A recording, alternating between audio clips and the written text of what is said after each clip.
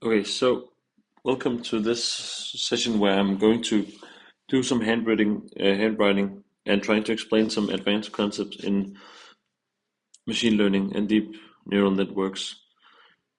Here, I'm going through some course material provided by Henrik Strom, 2024, for this lecture at KEA in Applied Artificial Intelligence, Copenhagen School of Design and Technology. So this is an elective you can take in the software development top-up. And in this lecture, he's describing predictive models and how modeling is important, and how modeling is not the perfect fit of the world, or in terms of scientific standard should not be. It's something that is agreed upon to be a needed description of or modeling of the world.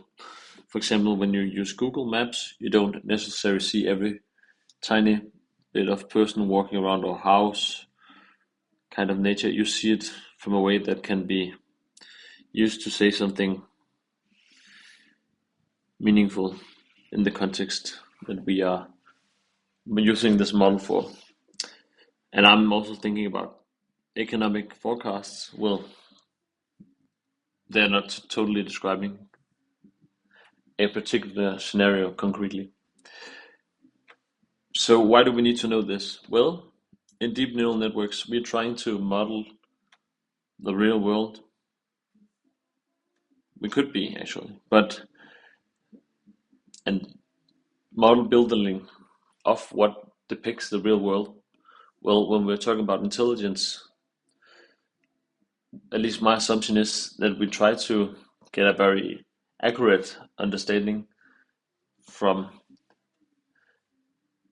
using a computer that can process a lot of data and then somehow come up with an understanding, a model that depicts something that could be depicted by our brain.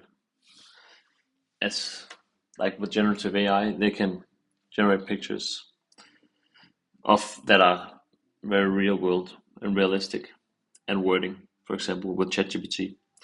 So if we dig deeper into neural networks and the idea about AI, well, then we see something that looks like this picture here. And that's what I'm trying to, with my messy notes, I'm trying to scribble down how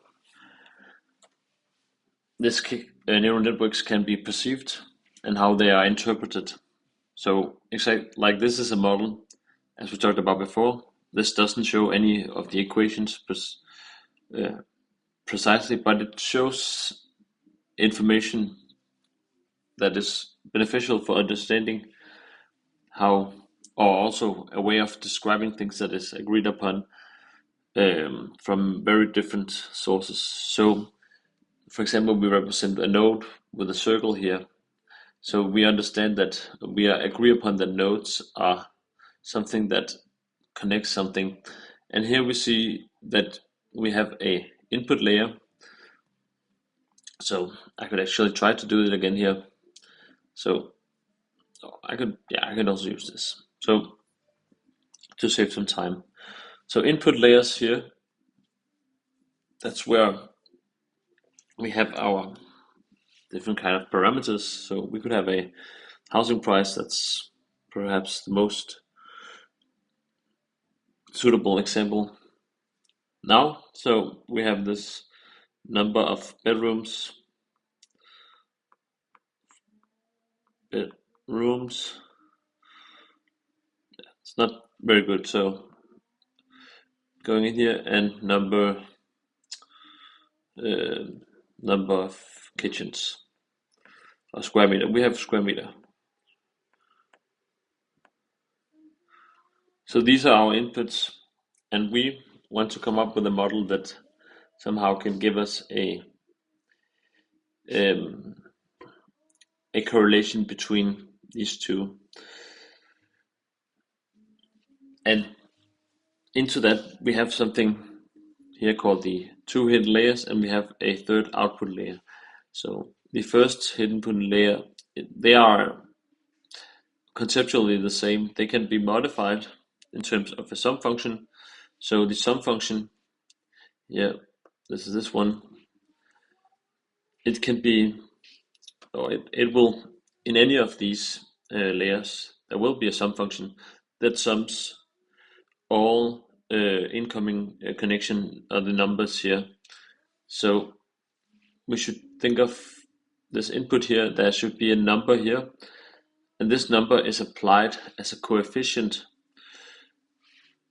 So it is added with a coefficient to this input, and then the input, so we have x0, it goes to the first hidden layer node here.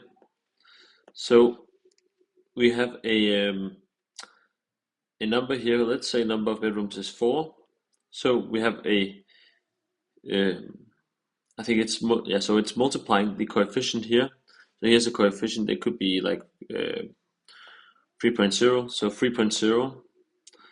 Then it's applied multiplied to 4, and then 3 times 4 is 12. So here we have a 12 for this connection here coming in, x0 theta 1 into this node. So this is theta 1 node 1, and sorry for not noting systematically, but I hope you get the idea. So, and then we also have an incoming over from here. So this one also has some kind of coefficient. It could be 2, so 2.0. So 2.0 will be multiplied to this number of square meters. So it's 40 square. Let's say more realistically 84. So 84 will then also be added here, 84. So we have 2 times 84, and that gives us 168. So this would be 168, and that will give us a total of 180. So this will be the sum of this one and these two. And after that, there will be applied an activation function. So what is also important to remember is that, so this is basically what's happening at this moment. We also have an output layer. So let's go deeper down into this. And what I did here was that we're doing here some steps.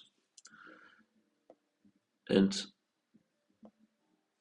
so this, what I also need to say is important to know, this shows a fully connected neural network, as Henrique writes here. And we have two hidden layers. We have the sum function, activation function, and we have the output layer. And then here it says that it represents a kind of coefficient that starts as a small random number, which also more important to remember, but then it's going to be updated during the training. So these numbers cannot be used for anything, the start numbers, but the numbers afterwards can be used to say something can be used as a better modeling. So it's like the map here. So in the start, the map is just something, we have a lake here. So the lake is something perhaps like this. And then we use some training, some iteration 1. So we have the input here, some random numbers. And then we 1, 2, 6, and then we give them coefficients, we update. We go to the nodes, and then we get an output here.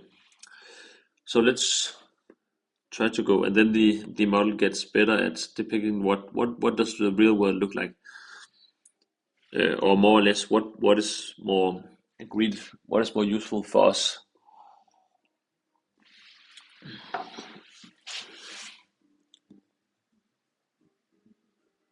So the training of the neural network is a two-step process: predicting and backpropagation. So we'll just write down these two: predicting.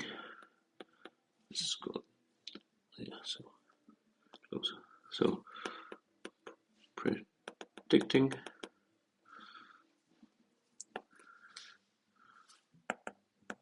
backpropagation.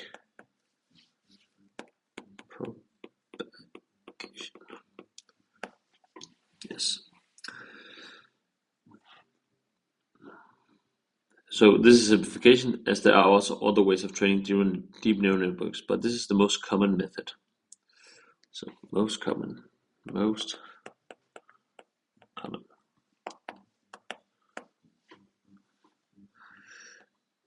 First, we make predictions. These predictions are likely very bad because the model is still not trained. We record the error by comparing our predictions with the ground truth and use the error to adjust the coefficients of the model via backpropagation.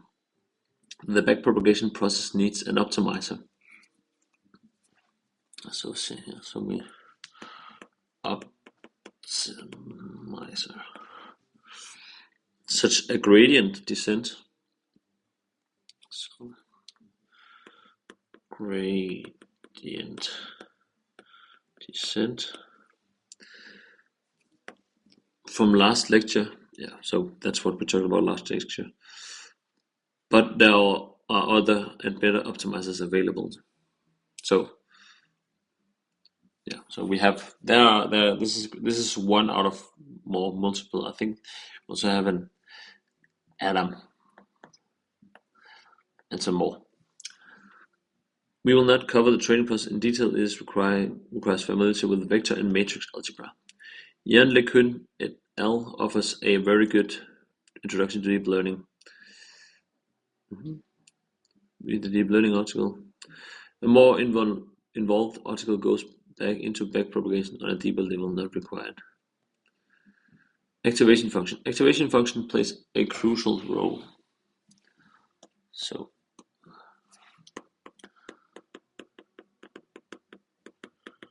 I'll just be skipping the reading of the articles for now. So let's just see what he writes here. Then we can go on later to read that.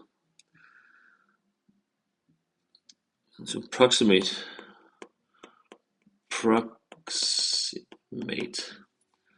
non-linear functions.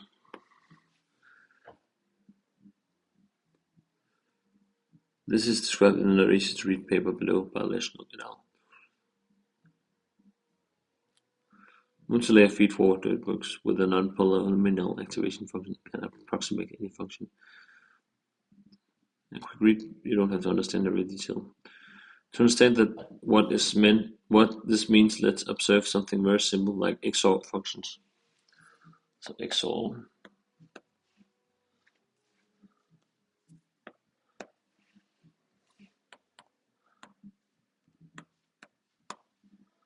Okay. So right now I'm thinking about if I should go on. I have a course in the by Deep Learning AI on Coursera about linear algebra in deep learning. So I think I'll be consider going that. That's a very good instructor and very good explanations. So I also think I'll need some computer here to manage this. But let's just try to go a little bit further here. Writing this table here. So you all know the XOR tables, and then we get this. So